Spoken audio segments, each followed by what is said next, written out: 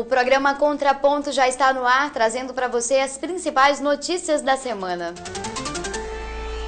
A Agência Internacional de Classificação de Risco diz não ver saída para o Brasil em curto prazo.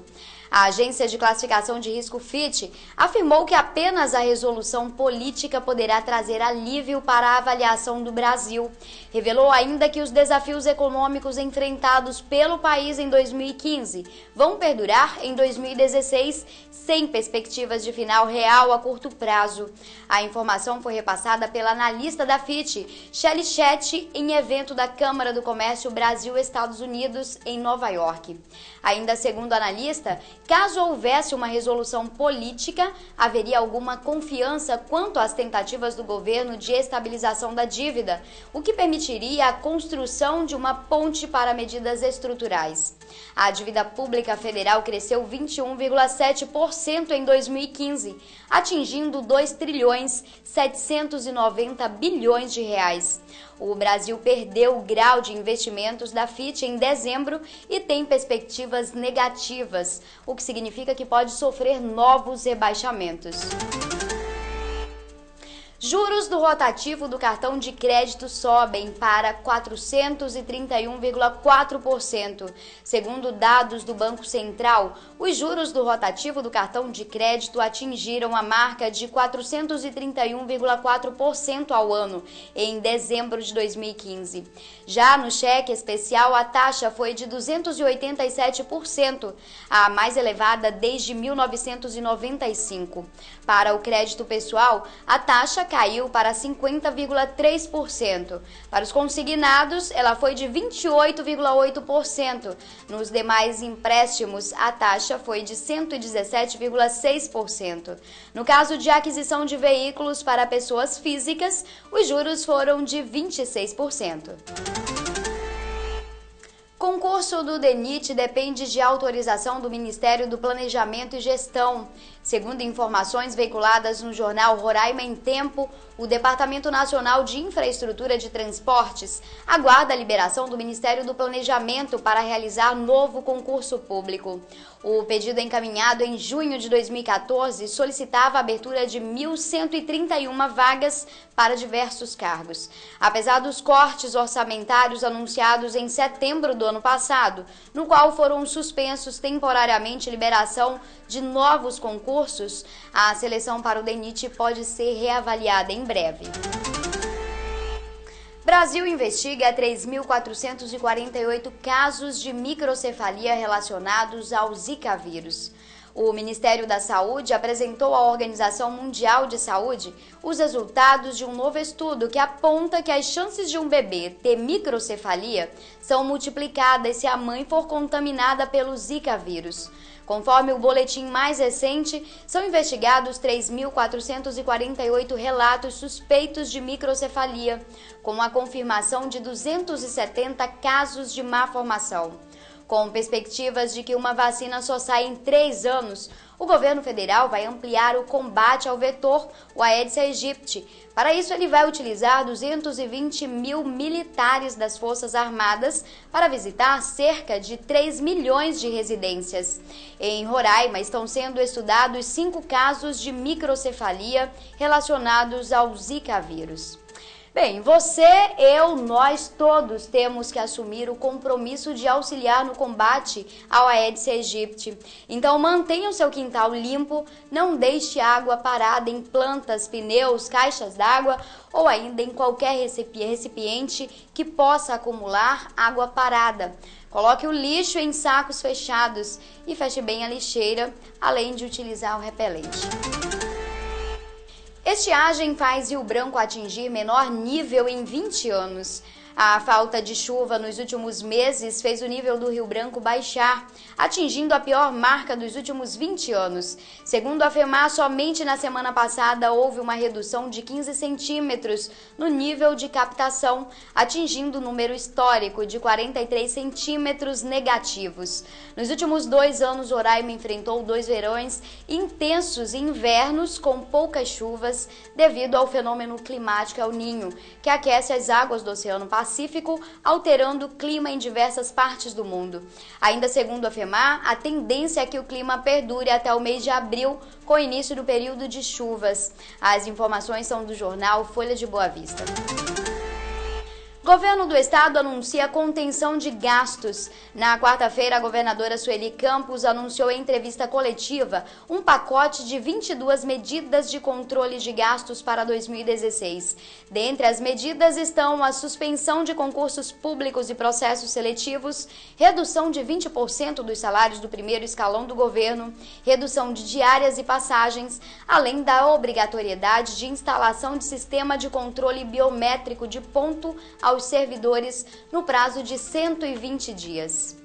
Bem, que pese concordarmos com o fato da redução dos exorbitantes salários do primeiro escalão, devemos observar que outras contenções poderiam muito bem ter feito parte desse pacote, como a extinção de secretarias extraordinárias que em nada contribuem para o desenvolvimento do nosso estado e também o cancelamento de contratos milionários, como o fornecimento de lagosta e salmão para as festas do Palácio, bem como o cancelamento de contratos milionários com as empresas do Amazonas para pintar as fachadas das escolas e do Pará para fornecer ao governo serviços desnecessários de táxi aéreo. Nós voltamos em instantes com muito mais.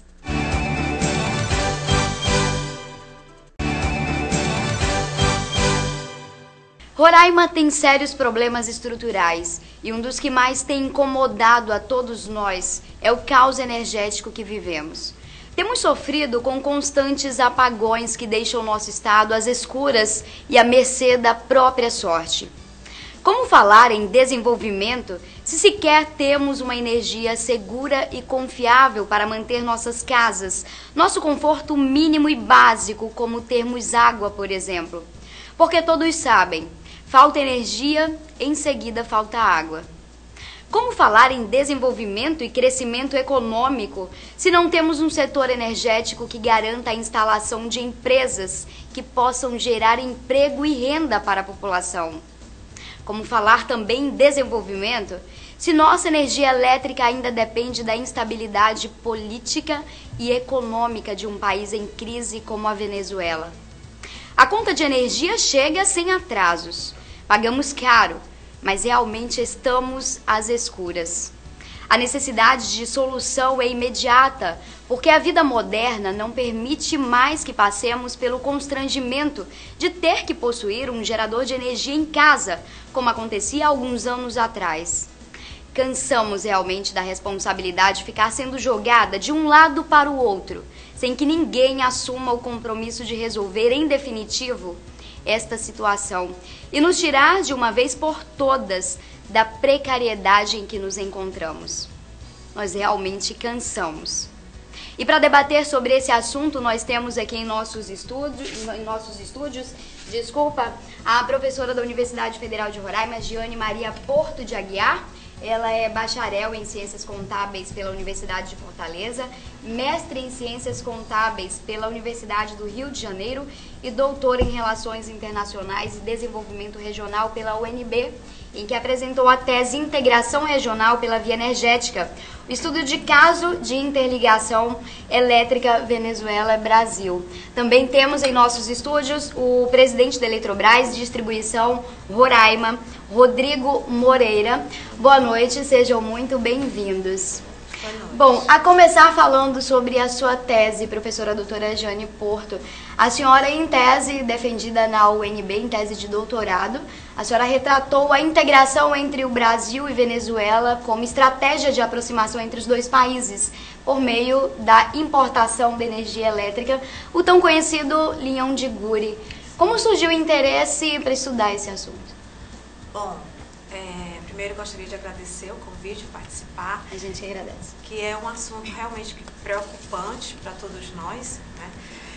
O interesse veio realmente dessa questão da relevância do tema, energia, né? Porque o meu doutorado foi em Relações Internacionais e Desenvolvimento Regional, área de concentração, políticas regionais na Amazônia.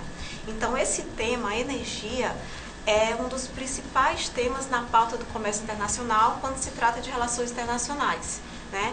Quando se trata de desenvolvimento regional, né, não existe desenvolvimento sem energia, né? E quando se trata de políticas regionais na Amazônia, esse é um debate que vem sendo feito há muito tempo, né? É uma preocupação, é um problema para o setor elétrico brasileiro, porque existe essa dificuldade de chegar a energia elétrica na região Amazônia, né? Porque o nosso sistema, ele não é interligado. Quando eu comecei a estudar em 2007, era pior do que é hoje, né? Hoje a gente já tem um avanço, mas a região norte era toda formada, isolada, por sistemas isolados, né? Então, por conta da característica da região, difícil de chegar a energia elétrica aqui, porque não tem um sistema contínuo, né, integrado. Então, existe essa necessidade de suprir a região norte, a região Amazônia, com energia elétrica. Doutora Jane, a sua tese ela teve pelo menos duas variáveis, né? Dentre elas, a integração Brasil-Venezuela e, por outro lado, a importação de energia. A que conclusão se chegou? É possível? Sim. Bom, com relação à integração, né, existe uma diferença entre a integração e a interligação. O meu objeto de estudo é a interligação elétrica Venezuela-Brasil, mas isso aconteceu dentro de um processo de integração energética. Esse processo de integração energética, ele é mais complexo. Na verdade, é um processo complexo e imprevisível, né? Então, qual é o grau de complexidade?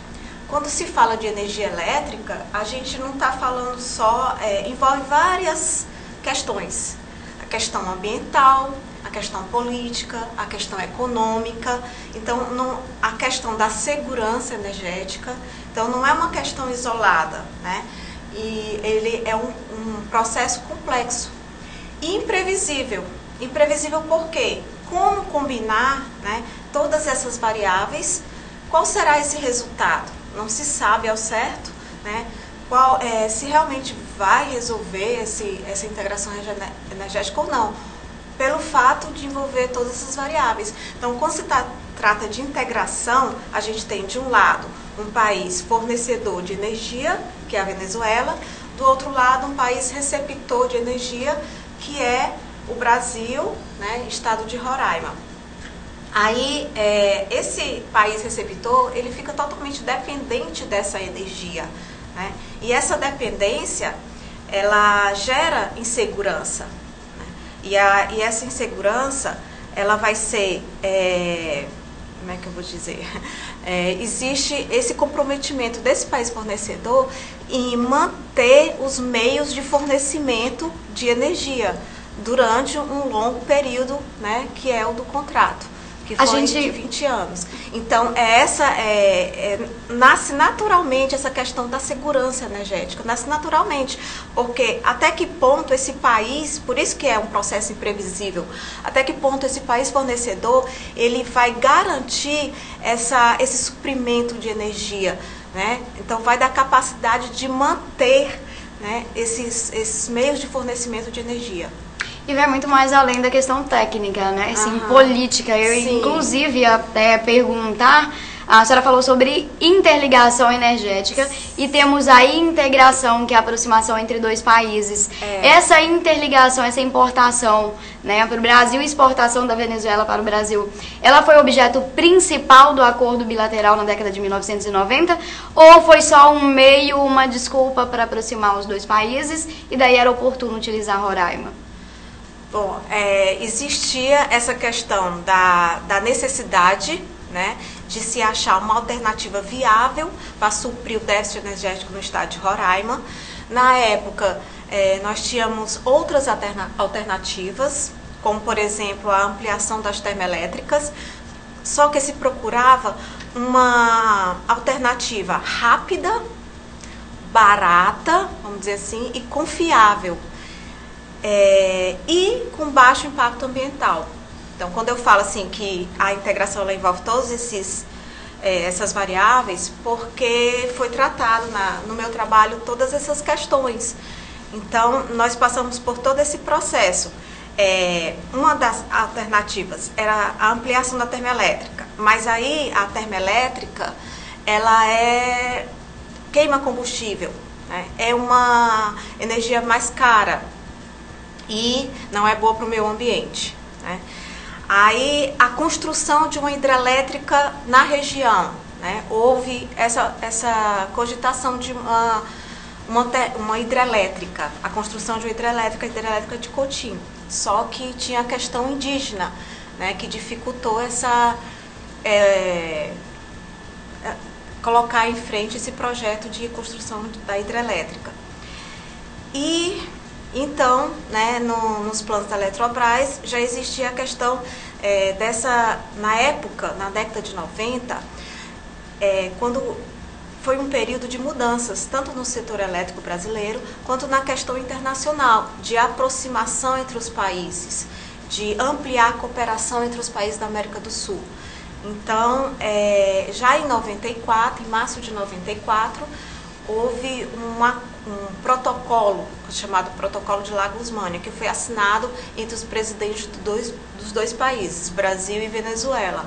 Então, nesse protocolo, o objetivo desse protocolo era exatamente aproximar, né, ampliar os acordos de cooperação entre os países Brasil e Venezuela. Então, um dos projetos que continha esse protocolo era na área de infraestrutura, transporte, energia, né? Então já continha nesse acordo, nesse protocolo, a interligação elétrica entre Brasil e Venezuela. Então, antes mesmo de ficar concretizado a questão interna, a questão física, né, que eu não complementei, a diferença da integração entre a interligação é que a interligação, na verdade, é o link físico, é a transmissão. A energia em si. A concretização da transferência, né, da energia entre Brasil e Venezuela. Então, a concretização, né, desse projeto foi uma etapa mais difícil, né, na dimensão interna, onde envolve a questão política, a questão ambiental, porque essa transmissão, ela atravessa a terra indígena, tanto do lado do Brasil como do lado da Venezuela. Então, foi considerada a opção, né, vencedora, porque já começou na dimensão externa, através do protocolo de La Gusmania, mas na dimensão interna houve alguns problemas, né, para que ela realmente fosse concretizada. Com relação, por exemplo, à questão ambiental, porque ela atravessa a terra indígena. Então, a energia que se procurava, barata, né, confiável, rápida e de baixo impacto ambiental, se procurava essa energia, né, confiável. Então, foi vencedora por uma questão também política, de aproximação entre os dois países, né? Mas demorou, não foi tão rápido assim, precisava de uma alternativa urgente, porque na época já existiam os apagões, falta de energia na década de 90, então tinha que ser uma opção, uma alternativa urgente. Então, mais urgente do que a construção de uma hidrelétrica seria a transmissão, né? Mas acabou que essa transmissão, ela levou, o acordo ele foi assinado em 97, né? O protocolo já tinha sido assinado em 94, mas houve vários encontros entre os dois presidentes, foram 10 encontros, até que se ajustasse esse acordo internamente, né? E considerando também a questão ambiental, né? Por atravessar a terra indígena do lado do Brasil e da Venezuela.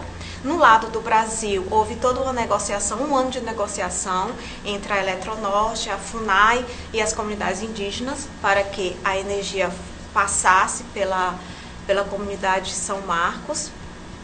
Então, a Eletronorte, ela indenizou, né, essa comunidade, os índios, para que essa energia fosse, né, indenizou os danos ambientais, houve indenização individual. Só aproveitando o gancho do aspecto ambiental, chamaria o presidente da Eletrobras, distribuidora Roraima, Rodrigo, ao debate. Você falou em urgência, né? O mais viável realmente, eu percebi que o senhor é bem conhecedor da situação, era mesmo o linhão de Luri, ou tecnicamente falando, existiam outras alternativas que atenderiam urgentemente a necessidade? Não, naquela ocasião nós passamos realmente, na década de 90, um racionamento praticamente constante, né? A Boa Vista era atendida unicamente por termoelétricas locais, né? E com uma instabilidade muito grande. E a solução técnica, onde a conciliação de técnico e prazo de implantação mais viável naquele momento, realmente, não só pela construção, mas por toda a etapa de licenciamento socioambiental, que sempre é bastante complicado, é o que nós estamos passando nesse momento, né? Então, eu acredito que isso tem, assim, um peso muito grande, teve um peso muito grande na discussão política entre os dois países, né, e o acordo que ocorreu entre os dois países e se concretizar a interligação. Eu acho interessante mencionar que, naquele momento, a interligação entrou em operação em junho de 2001. Foi. Né? E ela foi projetada para até 200 megawatts. Naquela ocasião, a carga total de Boa Vista era em torno de 60 a 70 megawatts. E nós operamos até 2010 sem problema. Até 2009 sem grandes problemas. Tínhamos desligamentos aí durante o decorrer de um período de um ano, mas eram dentro dos padrões que se admite para uma linha de interligação. Não tínhamos problema de confiabilidade. E a partir daí, a gente sabe muito bem, a gente que mora em Roraima, do problema social e político que a Venezuela vem passando nos últimos anos.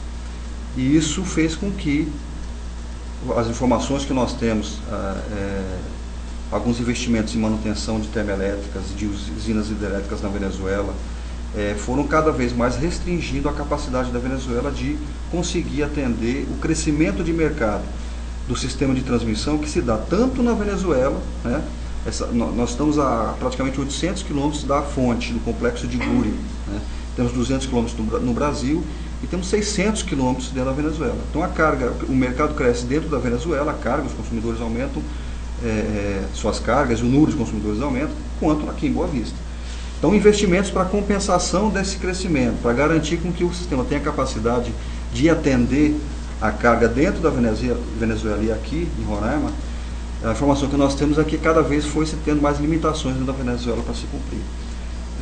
Isso em 2010, 2009, 2010 se agravou por um período de estiagem, de seca, o que agravou ainda mais.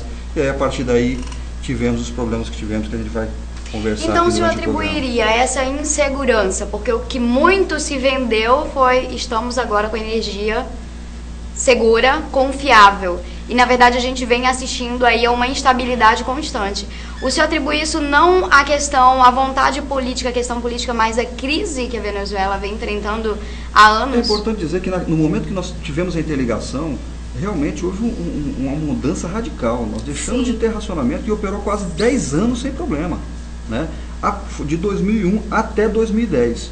Ao final de 2010, nós já tínhamos notícia de que a Venezuela passava por uma crise e ela realmente formalizou: estou passando por um racionamento e preciso da contribuição do Brasil, porque eu preciso racionar no Brasil também. Eu já estou fazendo Brasil não se programou para isso?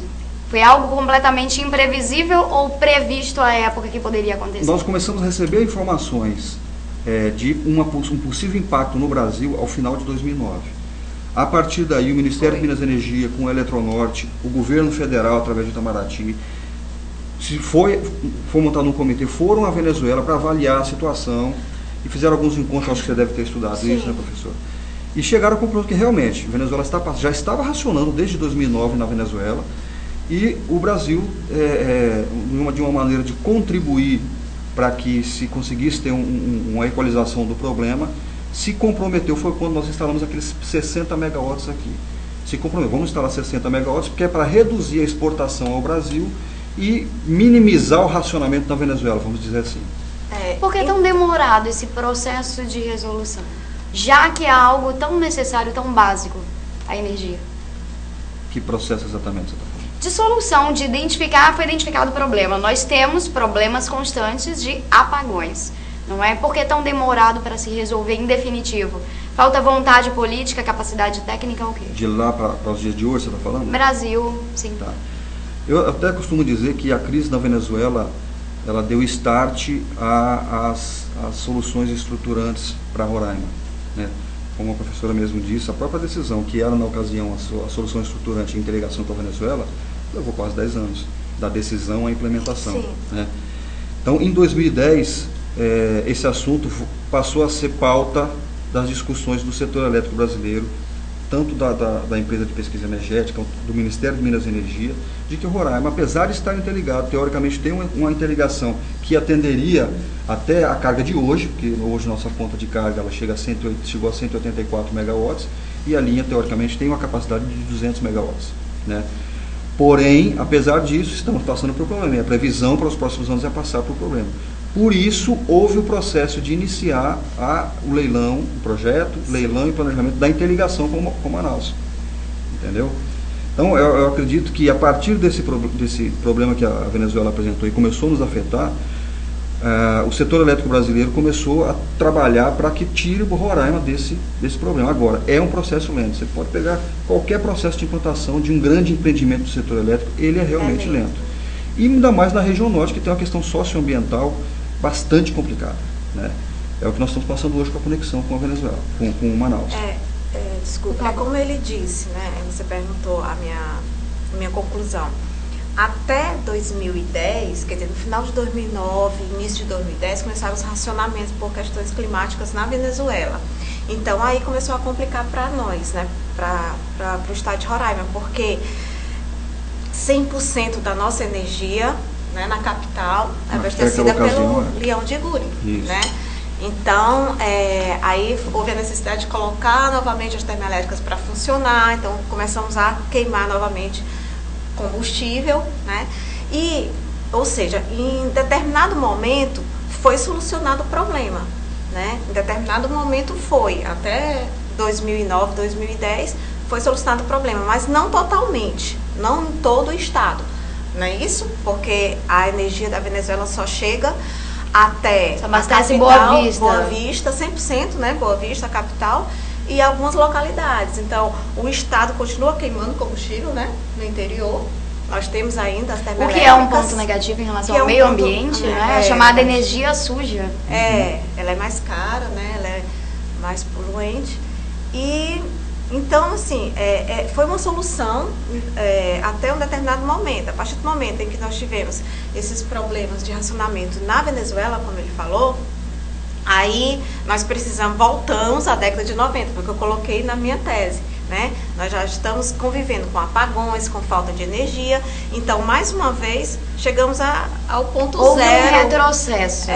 E agora, mais uma vez, nós precisamos de uma alternativa para suprir o déficit energético no estado de Roraima. Exatamente, nós precisamos de uma alternativa. Eu perguntaria, que é uma dúvida, geralmente, sobre o papel da Eletrobras. Porque, geralmente, ocorre o apagão e o consumidor é a Eletrobras. A gente percebe, inclusive, nas redes sociais. Então, qual que é o papel da Eletrobras? Até onde vai a responsabilidade da Eletrobras? É interessante ser colocado sobre isso, porque realmente há uma confusão. Nós temos no estado três empresas que atuam no setor elétrico. Nós temos a Eletronorte, que ela é a transmissora que compra energia na Venezuela, na subestação de Santa Helena. É responsável pela transmissão da energia, o Leão de Guri, vamos dizer assim, dentro do Brasil, de Santa Helena até a subestação do Monte Cristo, subestação Boa Vista, que fica ali no Monte Cristo, e ali ela entrega para a distribuidora. Ali é nesse ponto que nós, distribuidora, compramos da Eletronorte. É naquela subestação que começa o sistema de distribuição da distribuidora. E ainda tem a SER, que é a Companhia Energética de Roraima, que fornece ao interior do estado, desde aquela ocasião da interligação. Quando houve a interligação em 2001, realmente só tinha Boa Vista sendo atendida e, se eu não me engano, Mucajaí, que já era atendida por uma rede de distribuição que a Boa Vista Energia atendia a SER. Iniciou um plano de obras do governo do estado para interiorização da energia de Guri, que até hoje está em andamento, né? Nós já temos aí, além de Boa Vista atualmente, 8 municípios conectados com o Leão de Guri, 8 municípios. A energia de Guri alimenta até Rorainópolis hoje, né? Então, foi um processo lento, mas um processo que está em ampliação constante. Num momento do evento, a gente estava conversando há pouco, o que acontece? Ocorre um blackout, imediatamente no sistema, ocorrido no dia 16, né? Ocorre um blackout, imediatamente, as nossas subestações são todas automatizadas. Então, nós temos um centro de operação onde o operador consegue visualizar todas as subestações. Imediatamente ele consegue avaliar as nossas instalações, se houve algum problema nas nossas instalações. E existe um canal direto com o centro de operação da Eletronorte, que é o centro de operação da transmissão. Não havendo problema nas nossas subestações, ele prepara as subestações para recompor o sistema desde que haja energia chegando nelas. E ele mantém contato com a Eletronorte para saber se há algum problema no sistema de transmissão. O sistema de transmissão e de distribuição ele é bastante complexo, são inúmeros equipamentos. Então, no primeiro momento, a primeira informação que a distribuidora divulga é que o problema é nas nossas instalações, ou na subestação centro, ou floresta, ou distrito. Mas no caso do dia 16, por exemplo, e em 2015 nós tivemos 21 desligamentos decorrentes de problemas no suprimento, sistema de transmissão. Programados? Não programados. Não programados. Não programados, totalmente inesperados. Inesperados. A exemplo do dia 16, só que a gente teve 3 horas, né, pelo menos. Vamos falar especificamente do dia 16, contar o que aconteceu.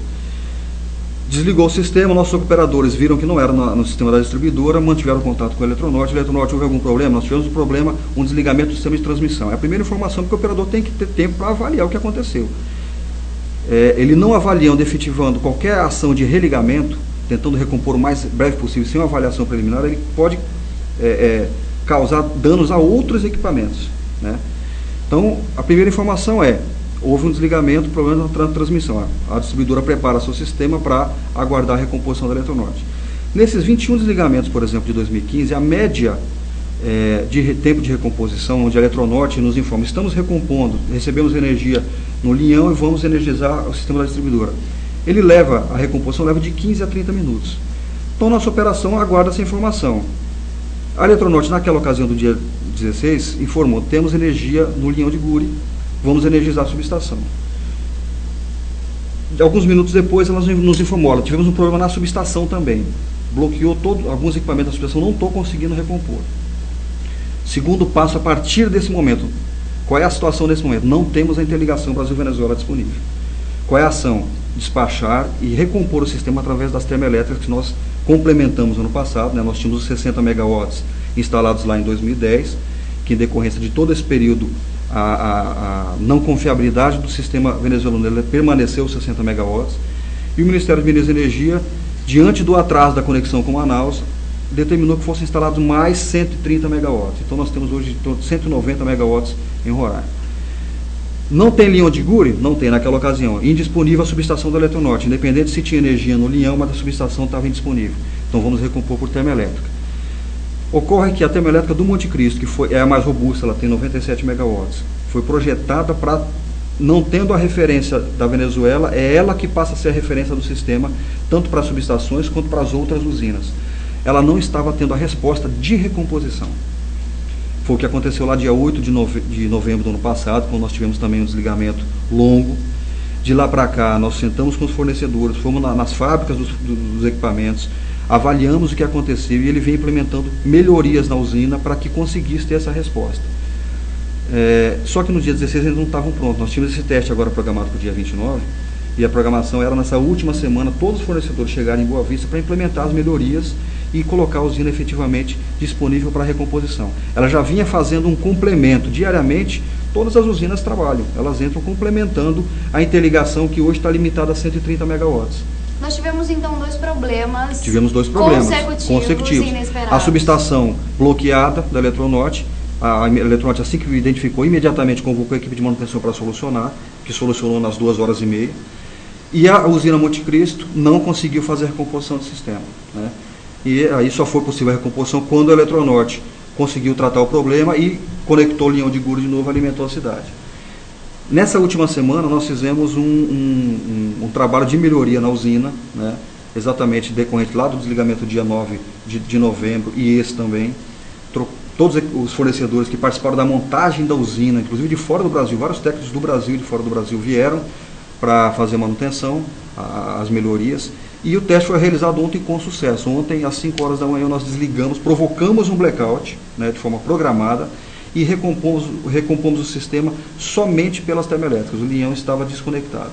E operamos até 7 horas, fizemos vários testes na usina, o que hoje já nos dá uma tranquilidade para a sociedade também, que apesar de termos esse complicador, acho que são dois complicadores, sempre uma baixa confiabilidade da interligação Brasil-Venezuela, né? E dependência de termoelétricas, que para esse momento é a única solução de curto prazo, não haveria outra solução para é a única solução estruturante, conexão com o sistema interligado nacional. E quanto mais fontes próximas tivermos, com hidroelétricas, termoelétricas, fotovoltaicas ou eólicas, quanto mais tiver, maior confiabilidade o sistema Roraima vai ter. Esse assunto ele é bastante amplo, de interesse público e até complexo, mas infelizmente a gente trabalha com a questão tempo. Eu perguntaria, a última pergunta, qual a expectativa que se tem para a solução?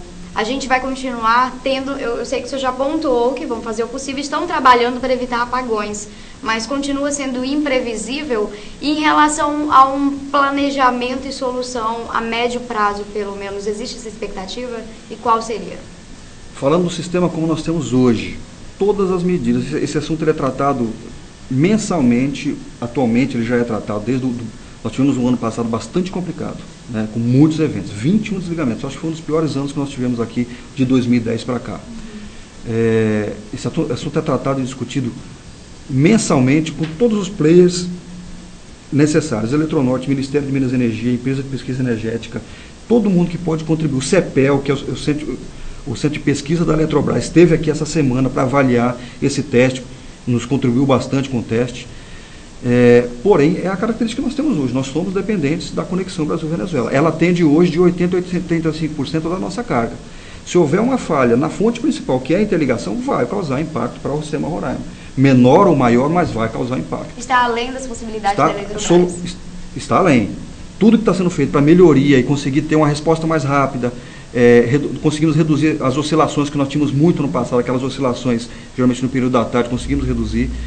Mas solução estruturante, hoje que nós temos em andamento, interligação com Manaus e qualquer outra fonte, quanto mais limpa, melhor, no estado de Roraima, é a solução estruturante. A gente lamenta essa situação de instabilidade, né, de inconfiabilidade, e torce muito para que gestores, principalmente, para que haja vontade política em solucionar a situação. Bom, gostaria de agradecê-los muito pela presença, Obrigado. Pela contribuição, principalmente informações bem importantes de interesse público, e dizer que o programa Contraponto está aberto para que tragam-nos informações e positivas de preferência. Obrigado. Ok, obrigada. Muito obrigada, e a gente volta em instantes com muito mais Contraponto.